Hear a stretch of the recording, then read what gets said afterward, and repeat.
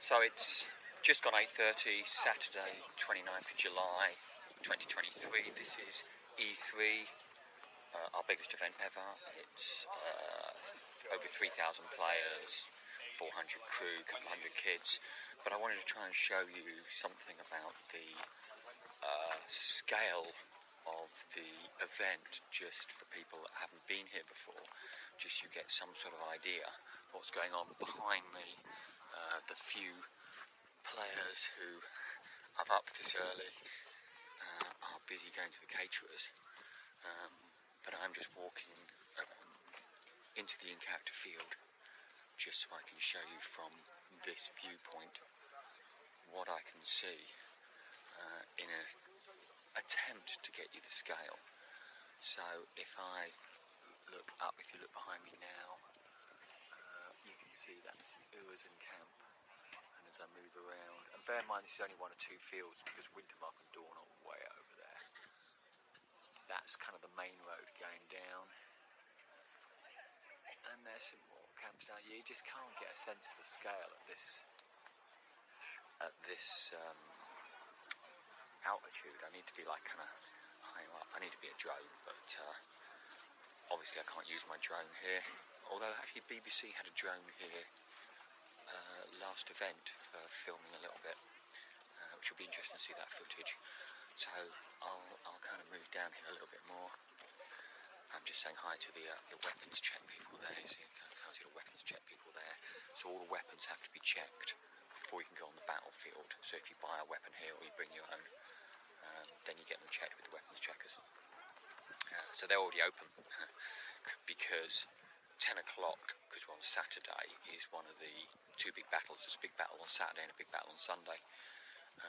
And on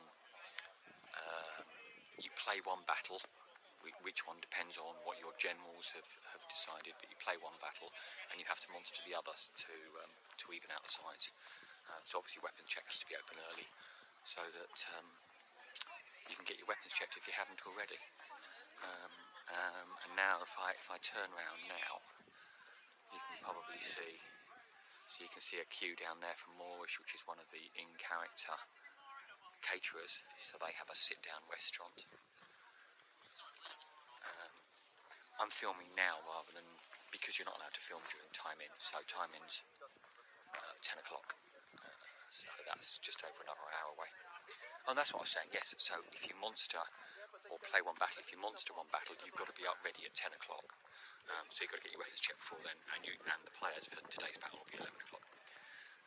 And so over there we can see our tavern, and then which is one of the only two permanent buildings on site. And then further down there, you should be able to see, where is it? Am I on the wrong side? I'm looking on the wrong side, it's too early. There you can see our Senate building. Well, they're down there somewhere anyway.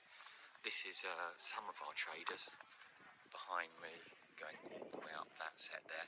I'm going to turn the camera around because I'm sure you'd much rather see the site rather than see me. There you go, so that's a much better sight, isn't it? Now you can actually see, well, I say it's a much better sight. You see some people, some very sleepy players who may well have had an early night, queuing up for breakfast. So yes, so I was talking about our Senate building.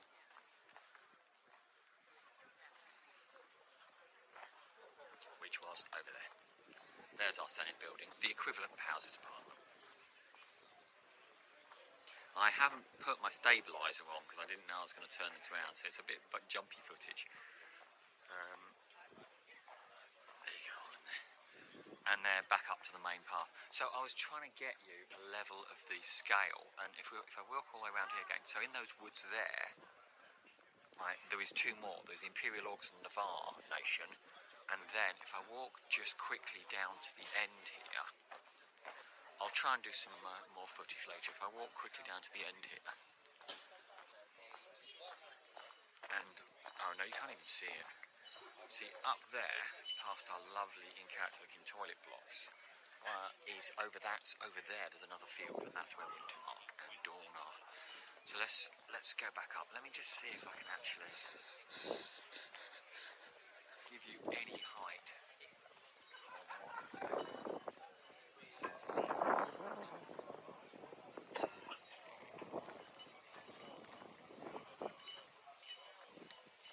idea if that gave you any height whatsoever of what's going on. Oh, this is very jumpy footage. I'm going to stop the recording now and I'll try and do a better recording that's stabilised later.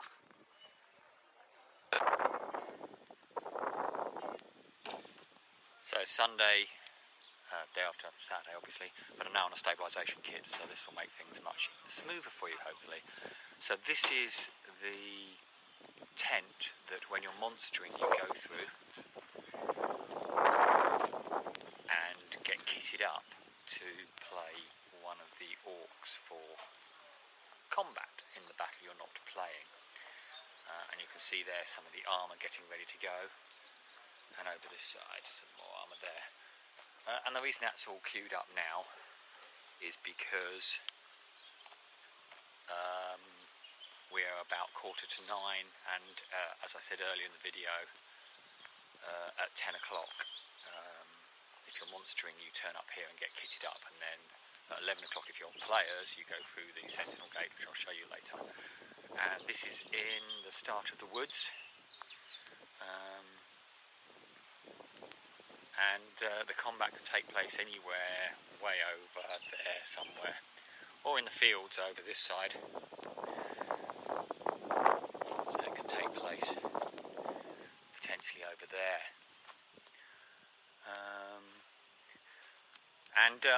I've not ever been in these woods because my character is a civil servant and would never go into combat. So this is literally the first time I've been in it. Isn't it beautiful this time in the morning?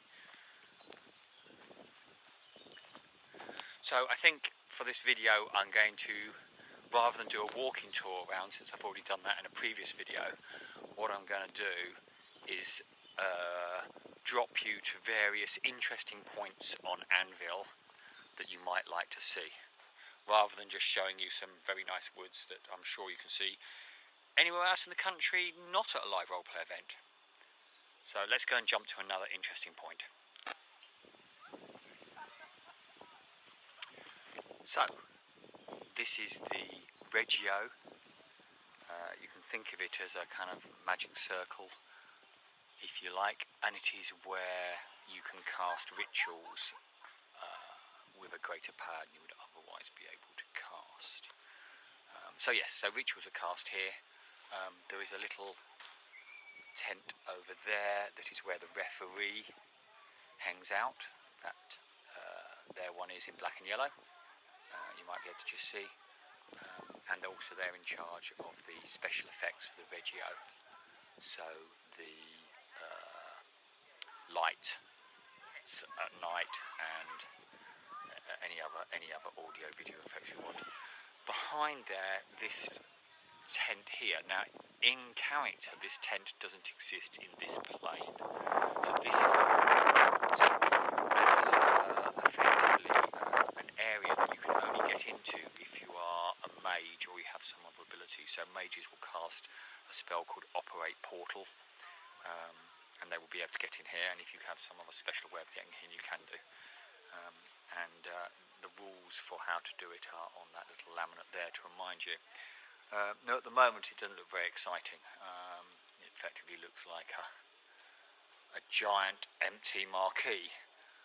But at 9 o'clock on Friday nights and 7 o'clock on Saturday nights, conclave occurs here where there'll be several hundred mages discussing issues to do with the Empire from a magical perspective. It's one of the great bodies of state.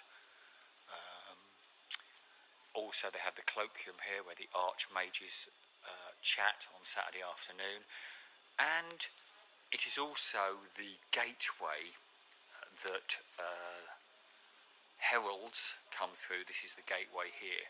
So if you hang out in the Hall of Worlds, you will see unusual creatures come through here, heralds of Eternals, who are these massively powerful magical creatures that don't reside in this plane. Obviously, if you're interested in any of this, look it up in more detail on the wiki. I'm just being very briefly trying to just show you how it looks. But yes, so you've got to imagine that what would happen is that when the conclave is on, the prefect, who's a colleague civil servant of mine, will stand there. In fact, you can see there on this blackboard the order of business from last night. So this is what occurred last night.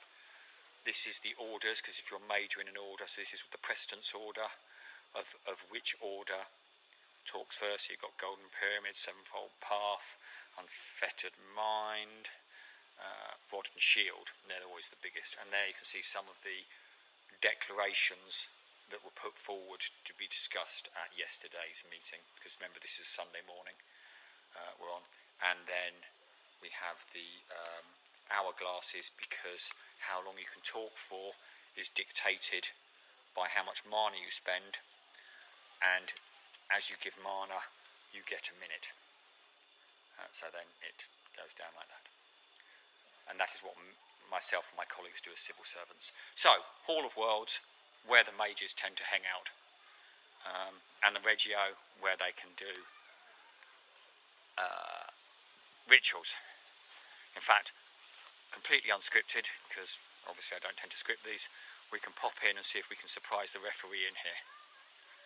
Dum, dum, dum, dum, dum. Of course, now it's completely unscripted. They're probably not even in here. Oh, they are in here. They are in here. Hello, ritual ref. So, what can I help you with? I don't know. Do you want to say a few words on camera? Or not, if you don't want to be. Hello. I was just explaining, which you could probably do a lot better. So I was explaining about the special effects. So obviously now we can see the backstage special effects that are used for rituals. So what have you got access to back here then?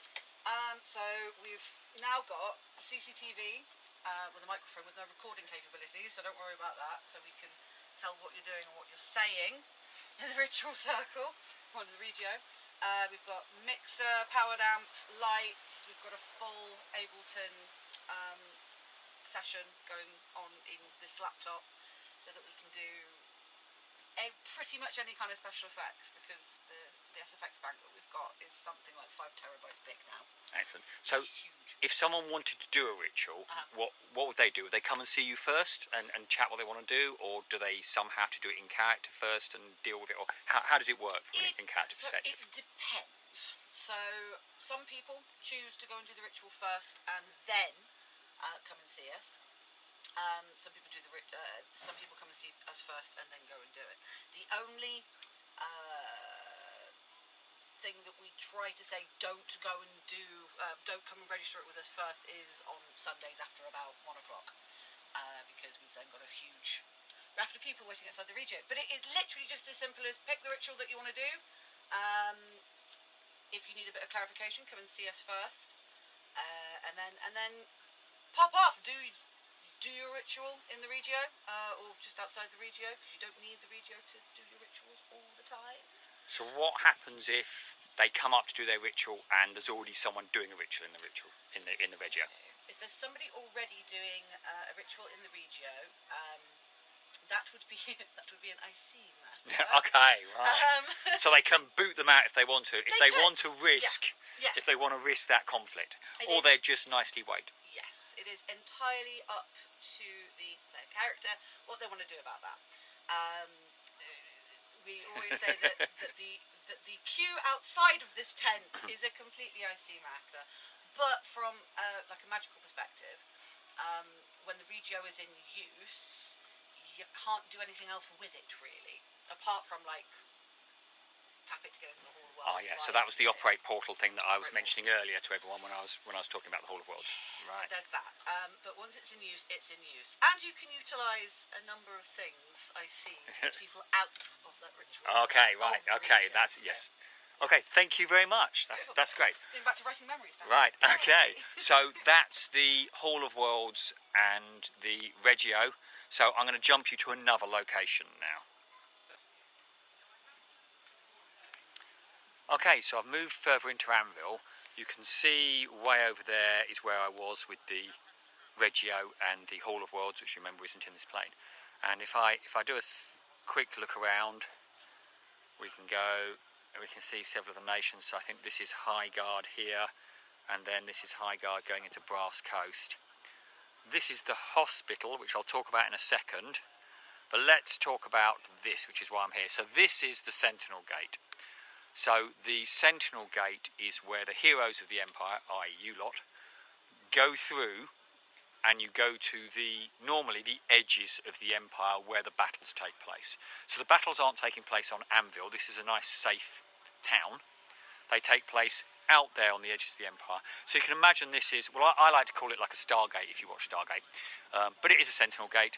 Someone has to activate it, and then you go through to the edges, and then you can come back. And the reason why we have the hospital here is because obviously at the end of battles quite a lot of people come through injured. And this is completely run by players. So that's the hospital. And then, as I said, you've got down here, you've got several of the nations. So, we've got the War Scout as well. So this is the War Scout's tent. So the War Scout is another part of the Civil Service. The Civil Service are staff. And the War Scout knows about conjunctions and knows about when the Sentinel Gate will be open and hopefully where it goes to. And I think that's all I can think of saying currently about the Sentinel Gate. Oh no, there is one more thing actually. So don't assume that everybody goes to the Sentinel Gate. So as I said earlier when I was in the field, I've never gone on the battlefield, and probably out of our over 3,000 players, maybe, I don't know, a third of them, a quarter of them, a half of them never go on the battlefield at all. Okay, so the game is much, much more than just going through the Sentinel Gate and doing battles. But if you are interested in combat, then obviously you go through the Sentinel Gate lots. You have lots of skirmishes and battles, because there isn't just the two main battles on Saturday and Sunday. There is also lots and lots of nation skirmishes going on at the same time. Not at the same time, obviously, across the weekend. The same time will just be very complicated. So, Sentinel Gate, Hospital, War Scout. And remember, if you want to know about any more of these, stop my video and just go and look them up on the wiki. Right, let's move on. So I've now popped into the other field. What you can see in front of me is Dawn. And then over there you can see Wintermark. And the reason I'm here is we're gonna quickly pop into this tent here, which is on the edge of this field, and then we'll go back into the other field again there. So this tent here is the Military Council. So when Military Council is on, this is where all the generals will be here, and they will talk tactics, and they will talk about where their armies are and where they want the battles to take place. So what actually happens, here's a map of the Empire, and this is all of the armies. So what actually happens is that the generals have choices to make on the Friday night of what we call opportunities of which battles they want to do. And they choose their battles, and based on that, that is what will occur on the Saturday and Sunday that you as players will go in. So the generals are not generals who necessarily take the battlefield, they're more tacticians. I would call it a giant game of Risk. And then also they will give orders on the Sunday as to where they want the armies to be in downtime between events.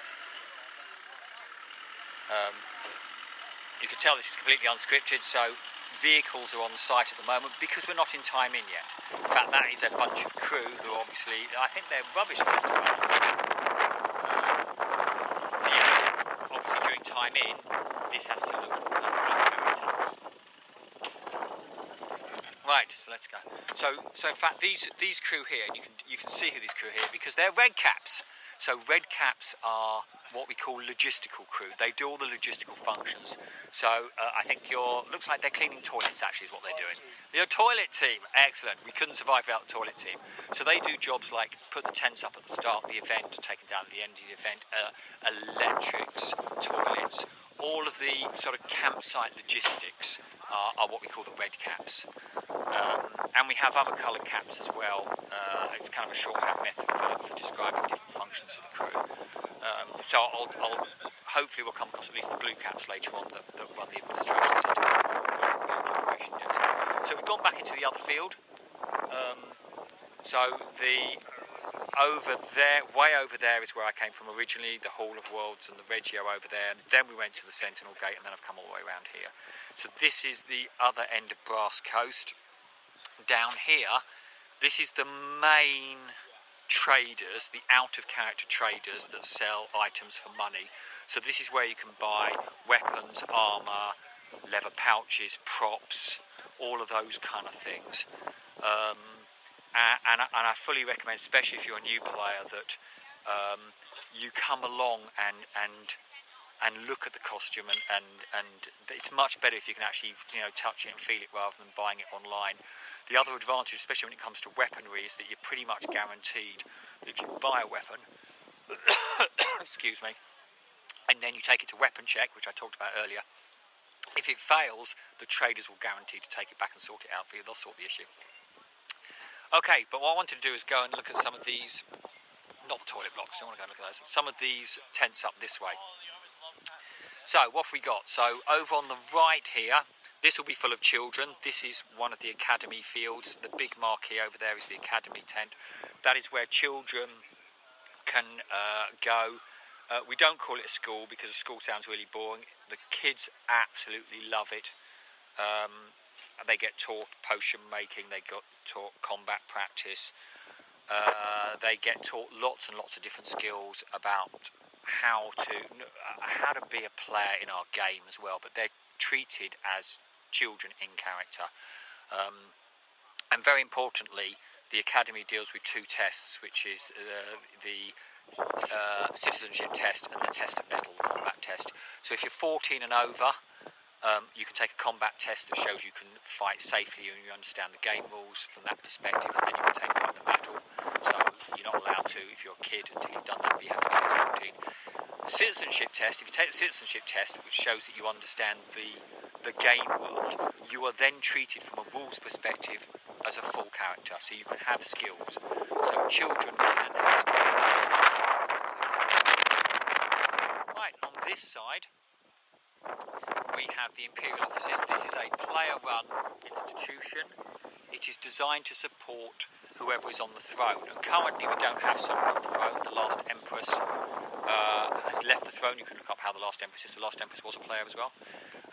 They mysteriously kind of left the throne. Yes, they... Sorry, I'm kind of getting distracted somewhat, because you can tell this is unscripted, because there's the Morrison's van, and I'm pretty sure the Morrison's van is not wanting to be here, it's wanting to go to our crew. So I'm just going to stop this video and deal with the Morrison's van, and then I'm going to come back and start to carry on. Okay, so that's the Morrison's van dealt with. They just got lost trying to leave side. So what they were doing was they were doing a run to what is called crew welfare. Which is one of the advantages of being crew, is that we are very well looked after, and we have a crew welfare area where we can drop in and get something to eat and drink and things like that. And that's what the Morrison's van had done this morning, and then it got lost and ended up on the in-character field instead of trying to leave. I don't know how it managed to do that, but anyway, that's what happens. So yes, Imperial Offices. So I mentioned Imperial Offices, player-run institution, trying to support the Empire and in particular the throne when we eventually get a throne again. Next tent. So next tent on the field here. There goes our red cap toilet crew to the next set of toilets. So the next one is the Anvil Library. Again, completely player run. Let's just pop our heads in. I hope they're not just got pyjamas on. This will be really embarrassing. I'll have to edit. So the Anvil Library is totally full of books. Do you know how many books? Here's one of the librarians. Sorry for just putting you on camera like that. Shows that I've already mentioned to the viewers it's completely unscripted. Yeah. So roughly how many books do you currently have? I know it's thousands, isn't there? Yeah, thousands. Yes, we've got actual books. We've probably got about a couple of hundred. Pamphlets, several thousand. And if a player wanted to have a book on a particular subject, they could just come in here and talk to you? Yeah, yes, we take commissions, we take donations, and And how much does the average book cost? The average pamphlet costs 5 rings. So the average pamphlet costs 5 rings, and a new player gets 18 rings, and every player gets 18 rings. So it doesn't matter what resource you've got, you'll get 18 rings. Let's just have a quick look down at some of these books. And as I mentioned as I was walking in, this is a completely player-run institution. So if you wanted to come and help out in the library, you could do, couldn't you? And we also have periodicals. Oh, you've got periodicals as well? This is new. There's several papers. Oh, you got run on site. The Oath Right, which I also write for, Bastion Thunderer, and the Key, which is Brass Coast and very trades focused. Excellent. And we've got loads of back issues of lots of people have tried to do periodicals and usually do only a couple of issues before giving up, but the Oath Right and the Bastion Thunderer and the Key are kept going. So I've not talked at all on camera yet about newspapers. So again, newspapers, lots of players produce those. It's a way, of course, of generating income if you're a player by writing a newspaper or something controversial and then selling it. So that's the library. You see all of these up and down here. It's just like one rack and they have loads. The library is very popular. Us as civil servants often send people to the library because we don't know everything and the library have so many books on so many subjects. Thank you very much, librarian. So that's the library then. So we've done the Imperial Office of the Library. Ahead of me, opposite the library, here you see again is the Academy. And then the next building, tent, has got the Imperial Militia sign out of it. So this is run by crew, our civil servants, as magistrates. So the magistrates uphold the law and they hold trials for people that are accused of crime. And there's only 2 punishments really in the Empire, which is a fine or death. And the reason for that is basically because if we had jail cells, it would be really boring for you to play your character and be stuck in a jail cell. So a fine is just if you can afford it, if you're rich enough, you can do the crime. And if you die, if you're put to death, well, hopefully you've done a really good crime, a really clever crime, so you've got a great story to tell, and then you start a new story of a new character. But the magistrates that are NPCs, non-player characters, their crew, they have with them investigating the crime, the Imperial Militia. So, and you can join the Imperial Militia, anybody can join the Imperial Militia. I suspect that this tent will look completely unexciting inside. What have we got inside this tent? There we go. Interestingly, of course, the magistrates have an interesting set of boxes. So I'm sure there'll be, I don't know, maybe this is where all their fines are.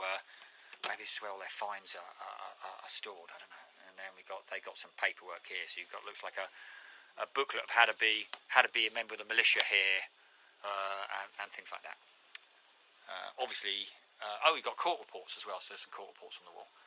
So magistrates, militia. We like clever crime in the Empire. We don't like stupid crime. We don't want people just murdering someone by the toilet block, because that just isn't fun. And also, you'll likely get caught for it and you lose your character as well. Right, and this is where I work. So this is the hub. This is the kind of administration's in-character administration centre for the game. So this is the in-character hub, and this is where all of the bodies of the state are. And you'll see immediately across the wall there are just loads and loads of posters, and each body of the state has a different poster. So here we have Senate, which is the equivalent of Houses of Parliament. We'll look at that later because we haven't got to that stage yet. The citizens posting board that anyone can post on. Conclave, well, we were in the Hall of Lords earlier and I talked about Conclave, where the mages go. So there's what they've been doing for the last couple of nights. And everything magical related goes on there. And then moving round, this is kind of the National Board for Imperial Citizens, so it has on it, these are my posters, so this is elections, because that's what I'm kind of overseeing. So those are who's won individual elections, and some other posters like what time things are occurring. And then Oh, if you pop out, there's another entrance to the Wintermark and Dawn field again. So that's Wintermark there and Dawn's that way, so I was at the other entrance over there originally. If you're getting confused about where everything is, I would watch my walking tour video, which is where I actually walk rather than just jump locations. Bourse, so this is the trading aspect of the Empire, and people buy or have auctioned positions that produce resources or wains, which are cartloads of materials.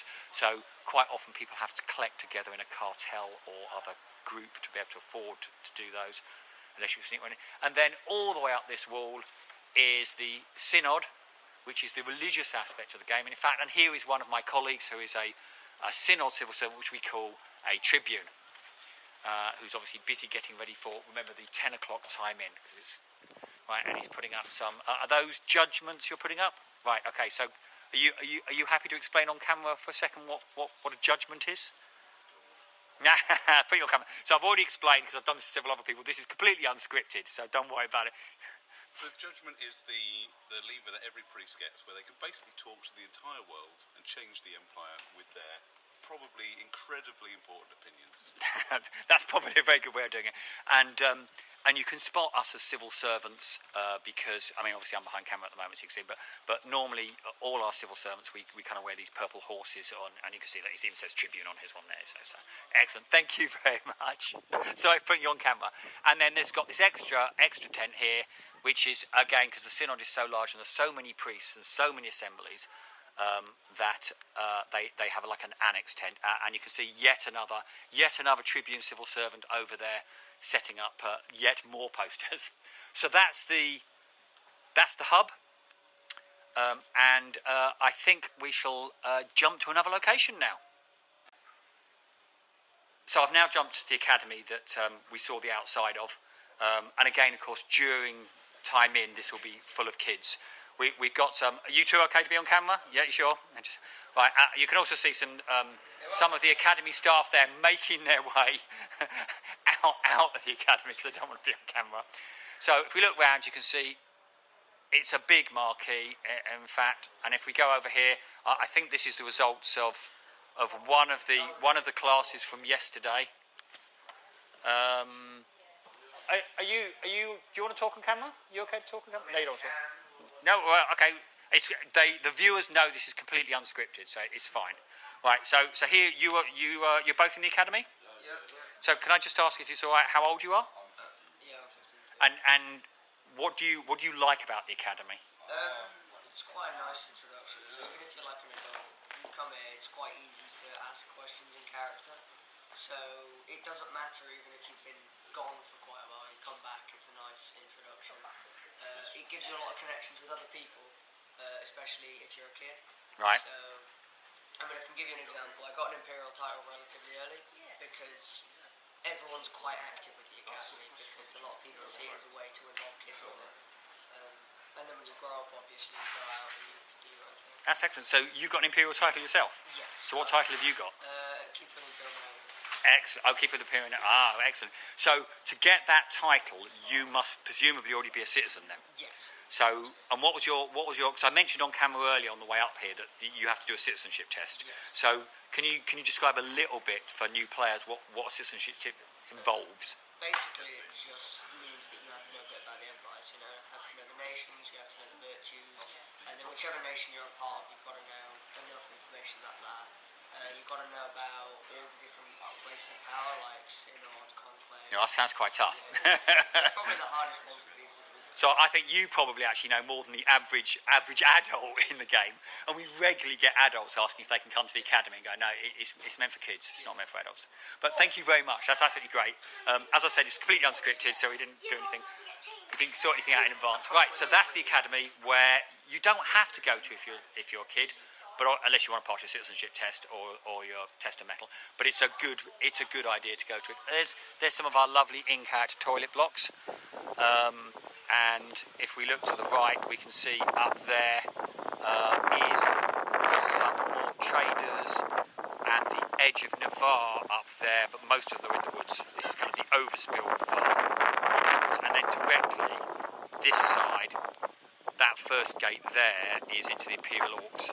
Oh, I think we might go in the Imperial Orcs, because actually that probably could be quite interesting. I'm just first going to go down here. So ahead of us we've got a couple of the traders. Again, because they're not in the main trader row. These are some big traders here. We have Moorish there that I mentioned yesterday. And again, there's the queue for breakfast. So this is the other end of the street you saw from my video yesterday at the start of this video. But I thought, oh no, we did do Senate. We did Senate yesterday, didn't we? So that's fine. So in which case, let's swing round, and I'm going to go through. I don't think. No, that isn't the Imperial Orcs gate. This is great. This is Imperial Orc gates up there. I'm going to go up there and see if we can have a quick look at what the Imperial Orcs camp looks like. So Imperial Orcs are a player nation. They're one of the 10 nations, but they are the only nation.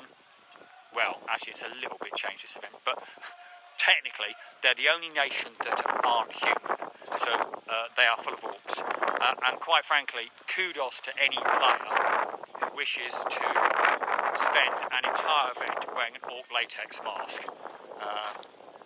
But it does mean, it adds to the game so immensely, because obviously they don't look like humans. So it makes the game look really, really great. So let's go and have a look at the Imperial Orcs. It sounds suspiciously in character in there, It's definitely not. It's getting. It must be getting close to time in, so I'm going to have to stop filming very, very soon, because you're not allowed to video during time in. So here is the entranceway to the Imperial Orcs. And bear in mind, like I say, during time in, this is just going to be full of Imperial Orcs and other citizens coming to look around. And I've not even been in this nation, this event, because they don't have an election. It looks really in character. I don't think I want to go any further, actually. Yeah, that looks way too in character for my liking. There is definitely some Imperial Orcs there. Yeah, we're going to have to. I'm going to leave it, because I'm going to get told off if I video too near to time in.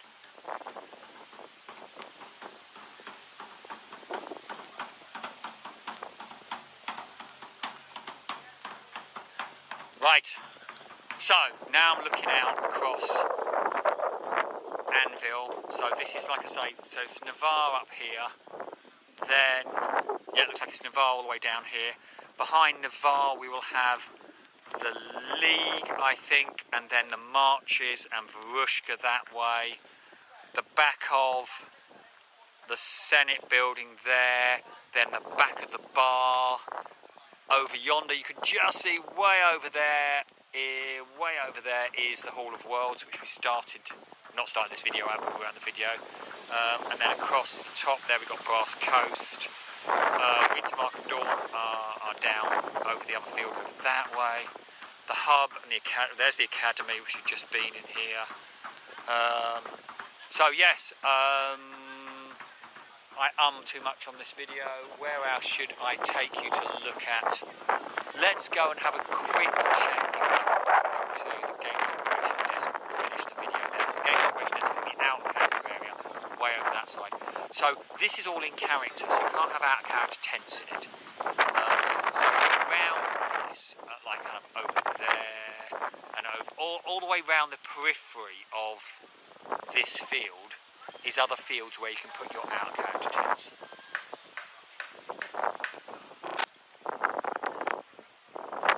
So now I'm walking back up the main street with the Senate on that side, and the Moorish restaurant on that side with the queue, and then next we're going to come across the main traders route up there, out character traders. You can anyone can play a peddler, and obviously loads of people sell stuff for in-character money. I mean, you can buy so much, it's got such a fully working economy, because as I said earlier, everyone gets 18 rings.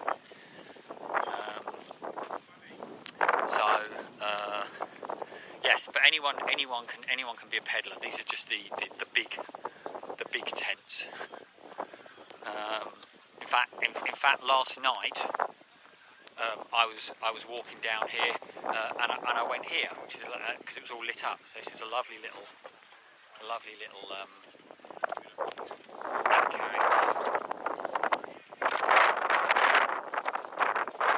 installed, and you play prosperity prices, which means you pay what you think it's worth. And you've got a little cart, so they can obviously take it and sell it around. And the economy is so great. You can buy, you have children running up to you trying to sell you tea cakes and the like. And there's loads of coffee shops and taverns in all the different nations. Right. So yes, I was going to see if we could pop our heads into God before we finish this video. So God is the game's operation. Oh, here's another crew member just going by us now, and you can tell from the big high vis on the back. So we have security overnight, whose job is basically not really security, to be fair, but it's just to check that everything's okay, that any people that have that need any help get the help they need, or if they're lost or whatever. So we have overnight crew as well. And they work very closely with our first aiders. We have a company that come in to act as first responders who are medical professionals. And we also have a wellbeing team, participant welfare, if people are feeling overwhelmed and the like. So those teams work very well together. So this is the entrance or exit to between the in-character field and the out-character field. So you can see over there on the left of me, lots of outer-character tents. These are caterers who haven't got in-character looking establishments, so they have to be in the out-character field. They'll also live in the atmosphere. And then over here, it's called the Games Operation Desk, and where the referees are. And you can see that people are queuing. So this is where you pick up your pack at the start of the events, where you get your 18 rings and a little sheet with your character details on, and any other paraphernalia you might get. And that is run by what we call the blue caps. So we talked about the red caps earlier, that are logistical, and then we've got blue caps. I was about to say, ironically, there isn't anyone wearing a blue cap, but there is a couple of blue caps there, which hopefully I'll try, and I don't want to interrupt them doing their job. There's some computers here, so if you haven't created your character and need to create your character on site, or you need to check your character or change something, you can log on to one of these computers and do it. That's going to actually connect via PD public Wi-Fi and actually on your phone, and look at your character and look at the wiki, which is where all the rules are and stuff. But I obviously don't do that overtly during time in, because that would look really anachronistic. So because it's Sunday morning, the main thing people are doing are not picking packs up, because that's obviously what they would do on Friday when they arrive. What they would actually do today is they're dropping off their packs. So they're putting in packs of their resources that they want to use in downtime. So we can just see here. Oh, and there's an example of a blue cap. So yes, some of them are wearing blue caps. So they're the admin staff. So they deal with the outer character stuff, which is different from us in the hub that deal with kind of the in-character stuff. Let's see another blue cap. So I'm vindicated. In fact, Tom there is wearing a blue jacket as well, somewhere. And there's Adam, who's one of the co-heads of God, at the back there. So yes, I was saying. So yes, you can see here this player here is busy submitting their coinage, which obviously they're going to use in downtime for something exciting, no doubt. Because in downtime between sessions, between events, you get to submit a downtime based on what resource you might have when you create your character. So you might be turning resources that you've got during the game into something else if you've got a relevant crafting type skill. So I think we will finish this video here. I hope that was useful. If you've got any suggestions for future videos, or there's anything in this video that was really you want expanding on, or you wanted more details of, or something you felt I missed, or anything like that, then drop me a line. And I hope that was useful to you. So this is Paul from Profound Decisions saying thanks for watching.